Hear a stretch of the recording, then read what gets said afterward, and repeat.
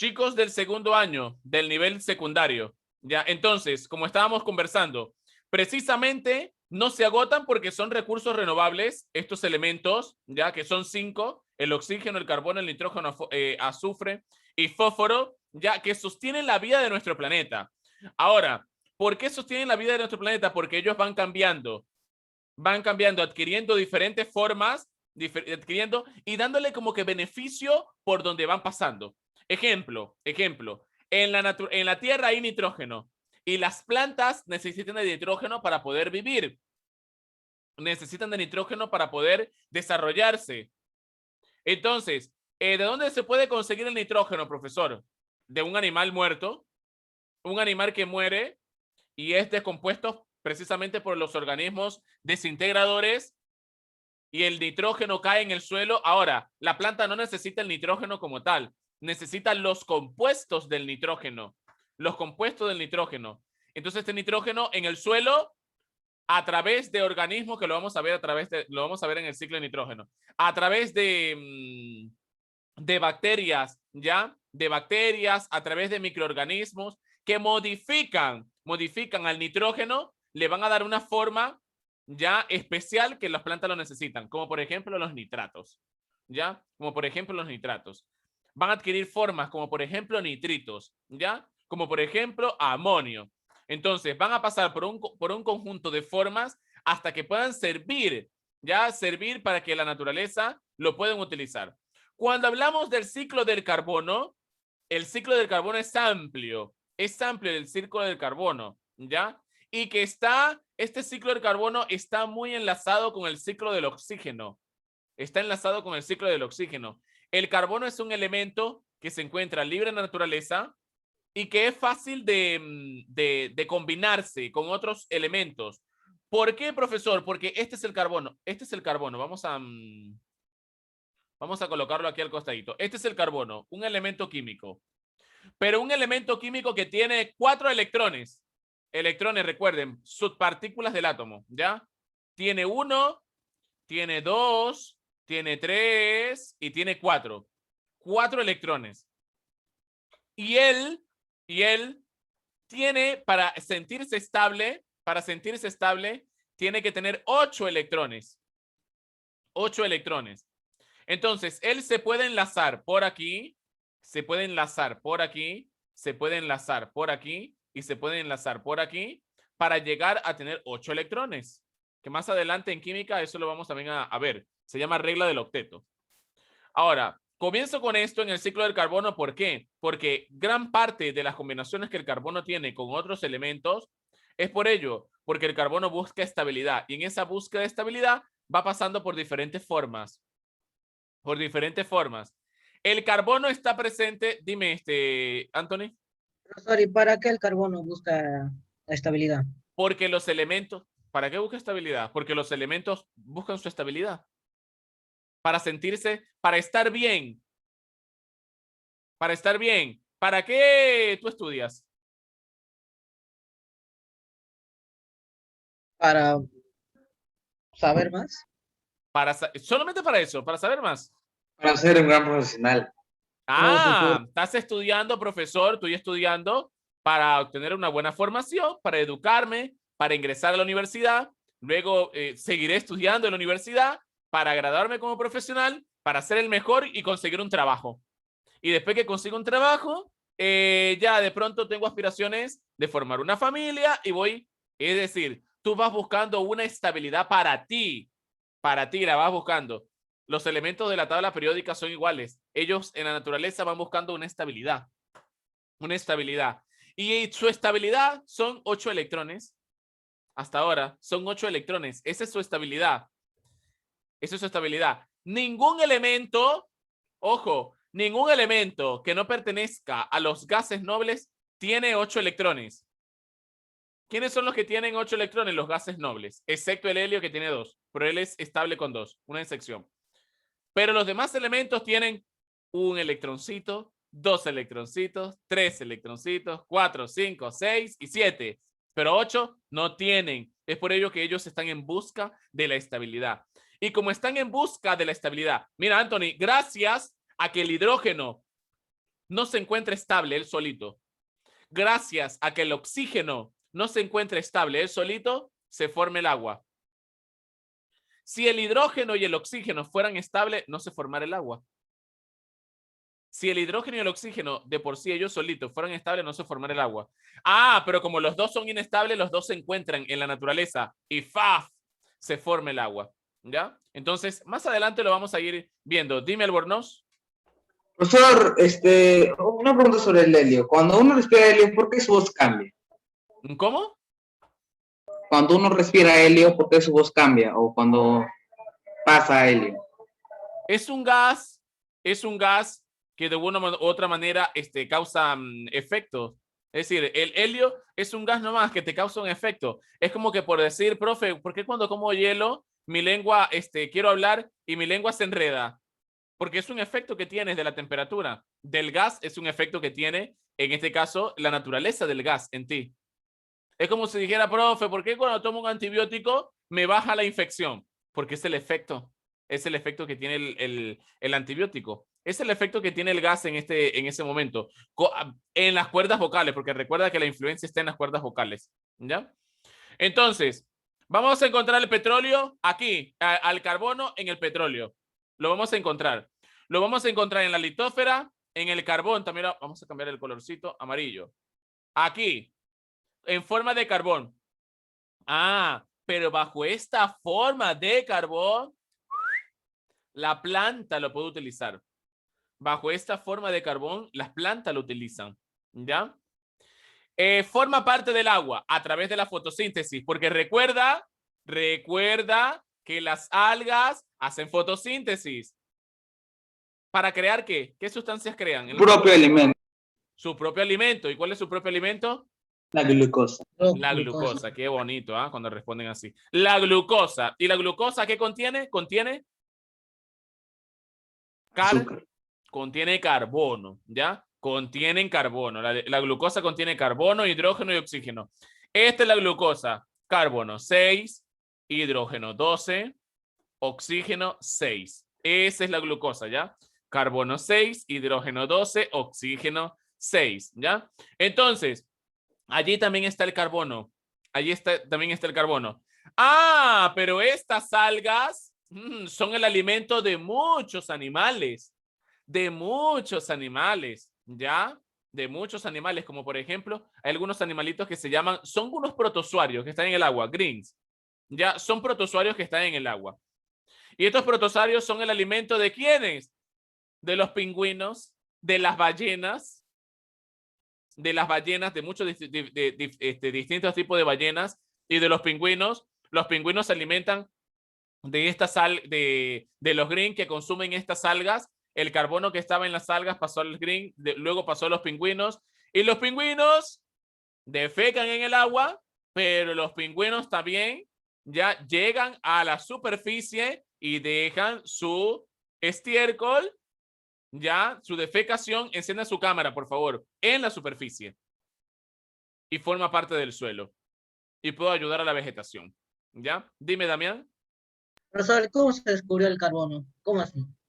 ¿Cómo se descubrió el carbono? Porque es decir, el carbono es como que, profesor, ¿cómo se descubrieron los elementos químicos? Cada elemento químico que se encuentra en la naturaleza, que se encuentra en la tabla periódica, ha sido descubierto, ¿ya? Ha sido descubierto. Ahora, cuando el carbono ha sido descubierto por su alto porcentaje de existencia. A ver, profesor, ya, ve rápido, por favor. Ok, Chávez, rápido. Ok, entonces, por su alto contenido, por su alta proporción en el planeta, su alta proporción, carbono orgánico, carbono inorgánico a través del estudio de las rocas. Se estudian las rocas, ¿ya? A través del estudio de las rocas se han descubierto muchos elementos. A través del estudio de la anatomía del cuerpo humano se han descubierto muchos elementos y las funciones que tienen. Y las funciones que tienen precisamente allí, ¿ya? El carbono inorgánico está presente hasta en muchos minerales, ¿ya? Hasta muchos diamantes que contienen carbono. Entonces, a través del estudio. Profe, ¿y qué se descubrió primero, el carbono orgánico o el carbono inorgánico? El carbono orgánico porque está presente en nosotros. Está presente en nosotros, ¿ya? Albornoz, cuidadito por allí con alguien más que se está sumando por allí, ¿ya? Entonces, este carbono va a estar en forma inorgánica, en petróleo, en forma de carbón y va a ser absorbido por las plantas, ¿ya? Recuerden que las plantas también realizan su respiración y ellas de una u otra manera como que inhalan el dióxido de carbono, ¿ya? Y también contienen ya más carbono ellas. Para hacer fotosíntesis, fabricar alimentos que van a servir para los productores primarios, como lo decía Carlos, para los consumidores primarios. Ahora, hablando de combustión, ¿por qué? Porque el petróleo forma parte de los combustibles de los carros. Entonces, el carro que hace su proceso, ya que realiza su proceso de combustible, libera también carbono a la naturaleza. Pero este carbono, ya como por ahí lo escuché en la introducción, no es un carbono sano, porque es un carbono que va de una u otra manera a alterar la temperatura del planeta, a contaminar. Si es combustible, es un carbono que tiene una temperatura elevada. Ahora, no es un carbono puro, es un dióxido de carbono contaminante, ya que contiene una temperatura elevada y que altera la temperatura. El humo de los carros altera la temperatura, ¿ya? Altera la temperatura. De igual manera, en la respiración animal, en la respiración humana, liberamos el carbono que tenemos en nuestro cuerpo. Profe, ¿en qué forma? Bajo la forma de dióxido de carbono. Porque nosotros inhalamos el oxígeno, exhalamos el dióxido de carbono, ¿ya? En los volcanes que se encuentran en constante actividad volcánica, ¿ya?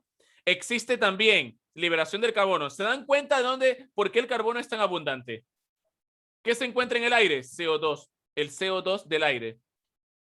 ¿Proveniente de qué? De la respiración de las plantas, proveniente de la combustión de los vehículos, proveniente de la combustión industrial, porque todas las empresas tienen estas chimeneas que están aquí, la mayoría de las empresas, y que diariamente están liberando su carbono a través de los diferentes compuestos, como por ejemplo el dióxido de carbono. ¿Y a dónde va a dar todo? Al aire, va a dar todo al aire. Pero todo se va a acumular ¿en dónde? Acá, forma parte de las nubes. Y cuando llueve, es arrastrado al suelo. Y cuando llueve, es arrastrado al suelo. Y cuando está en el suelo, la planta lo absorbe. Y cuando está en el suelo, forma parte del petróleo. Y cuando está en el suelo, lo extraen, lo procesan, forma combustible de los carros. Los animales se alimentan de las plantas. Los animales defecan, vuelve al suelo. Los animales son consumidos por otros animales. Quiere decir, en conclusión, chicos, hay muchas rutas del carbono. Hay muchas rutas para que el carbono pueda existir bajo la forma de carbono, bajo la forma de dióxido de carbono, bajo la forma de carbonatos, ¿ya? Entonces, si hablamos del ciclo del carbono, podemos decir que en la fotosíntesis los productores utilizan el CO2 para construir glucosa y producto de esa glucosa van a liberar el O2, que es el desecho. Podemos decir que en la respiración celular los consumidores ocupan el O2 ya de la atmósfera. ¿Para qué? Para quemar la glucosa. Es decir, en la respiración celular, cuando hablamos del ciclo del oxígeno, ¿ya? Y cuando hablamos del ciclo del carbono, utilizan el oxígeno para gastar la glucosa. Claro, si hay oxígeno, hay energía. Y se puede gastar la glucosa, ¿ya? Glucosa obtenida a través de los alimentos. Y liberando dióxido de carbono. Miren cómo se libera dióxido de carbono. En los descomponedores, ¿ya? Se incorpora el carbono al suelo y otra parte se libera en forma de CO2 a la atmósfera, otra vez a la atmósfera de aire. En la combustión, bajo la superficie de la Tierra que hay el carbón y petróleo, y este se utiliza en la combustión, ya sea en la combustión industrial, en la combustión de los vehículos, ¿ya? Y se libera también en forma de CO2. ¿Se dan cuenta? Que todo va a parar a CO2, CO2, CO2, CO2. Respiración de Anthony, CO2. Respiración de las plantitas de Yonari, CO2. Combustión industrial, CO2. Combustión de los vehículos, CO2. Actividades volcánicas, CO2.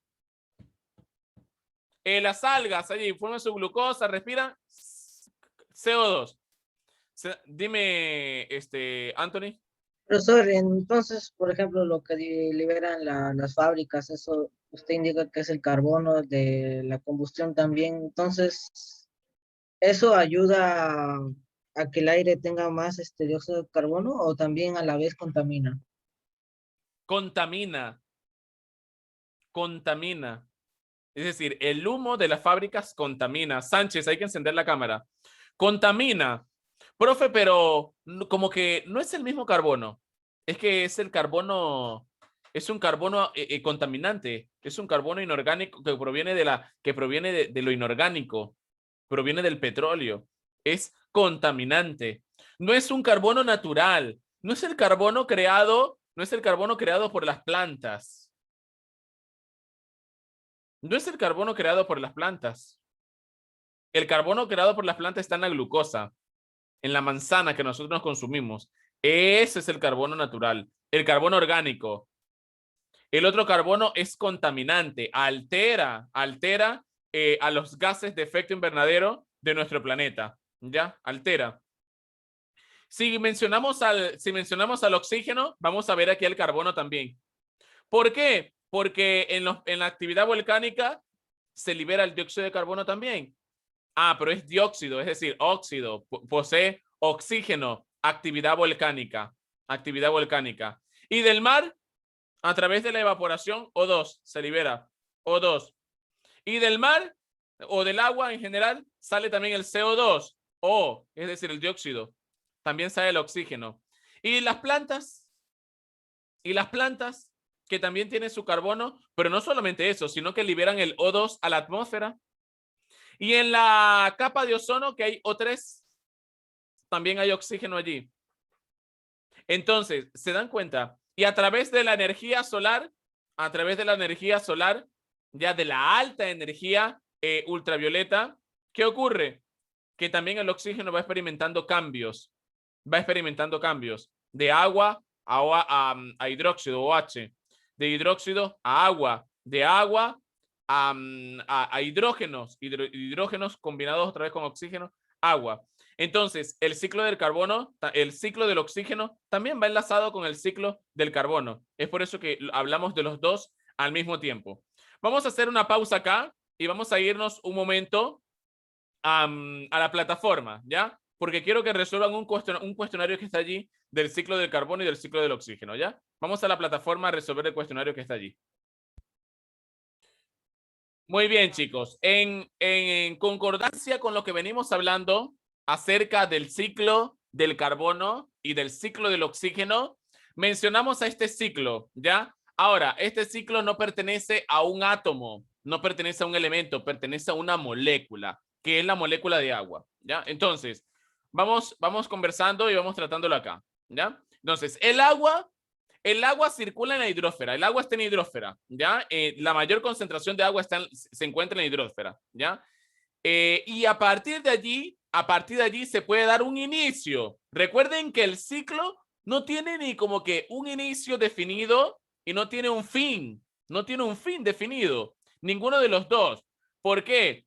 Porque si ustedes vieron el carbono, profesor, puede comenzar en las rocas, puede comenzar en el petróleo. No, profe, comienza en actividad volcánica. No, profe, comienza en los productores.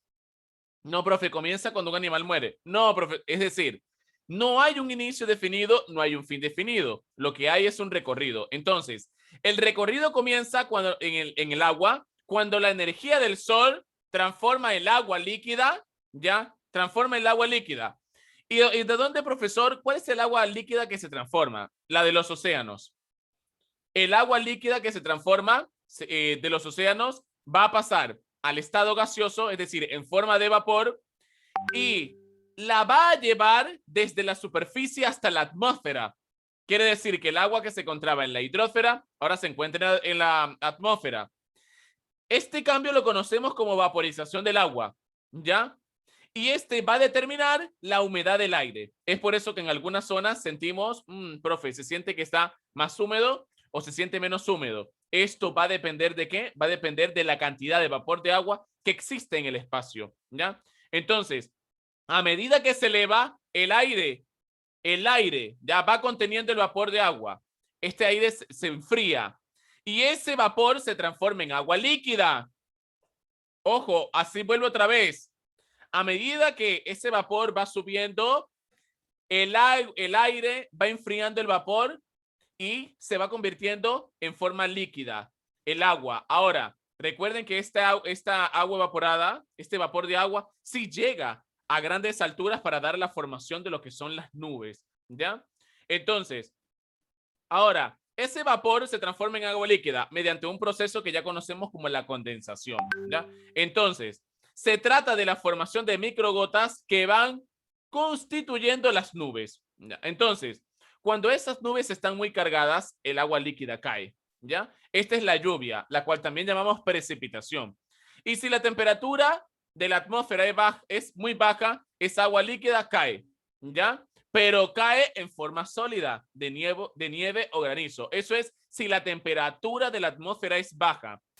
¿Por qué, profesor? Nosotros no podemos presenciar la nieve aquí donde estamos, profesor. ¿Por qué? Porque la temperatura de nuestra atmósfera es alta, no es baja. Es por eso que el agua cae en forma líquida y no en forma de hielo. Si nosotros de pronto vemos por aquí, entonces podemos hablar de que el ciclo va a comenzar aquí. Puede comenzar aquí. El agua cae, se puede evaporar. Aquí, se evapora. ¿Por qué? Por el calentamiento del sol. O de pronto el movimiento, la temperatura ya de sustancias calientes arrastradas por los vientos, ¿ya? Podemos colocar acá otra parte del agua cuando precipita, cae después de llover, granizar o nevar y pasa a las capas más profundas del suelo. Pero un proceso llamado infiltración y formas corrientes de aguas subterráneas, ¿ya? Forman los manantiales, los cuales pueden volver otra vez a la superficie, juntándose a los ríos y otra vez volviéndose a evaporar e iniciando el ciclo. Acá, el agua en forma de nubes es empujada por los vientos y cuando las gotas de agua se empiezan a juntar, se hacen grandes y pesadas, ¿ya? Entonces, caen en forma de estado sólido. Y si nos vamos acá, evaporación. Cuando el agua se calienta, el agua se evapora. ¿Se dan cuenta que el ciclo del agua no tiene un inicio, tampoco tiene un fin? Tiene momentos de transformación que se encuentran en todo nuestro planeta. Entonces, el agua va a circular de unos organismos a otros, pasa por el aire, pasa por el suelo, vuelve a incorporarse a otros seres vivos y así sucesivamente se va repitiendo el ciclo, ¿ya? Sin embargo, la lluvia no se distribuye en el planeta de manera regular, depende de mucho de los vientos y de las montañas, de ciertas condiciones atmosféricas. Entonces, el ciclo del agua es influido ya por la temperatura. Cuando hay periodos con más frío, se forman capas de hielos y glaciares más grandes, ¿ya? Y cuando hay periodo de temperatura elevada, hay mayor evaporación. Entonces, en conclusión, podemos decir, Carla Reaño, Quispe, hay que encender la cámara. Podemos decir que cuando hablamos de los ciclos, no vamos a encontrar fin. No vamos a encontrar un fin definido, no vamos a encontrar un inicio definido. Van a haber diferentes momentos en donde nosotros podemos decir, aquí inicia el ciclo. No, el ciclo no inicia aquí, el ciclo inicia acá. Vamos a tener esa duda que al fin lo importante es que las sustancias están fluyendo, rotando, girando, transportándose, cambiando en nuestro planeta para el beneficio de la vida y para el sustento de la biodiversidad, de la biosfera, ¿ya? Y de la vida de los animales, de las plantas, de los seres humanos y de todo.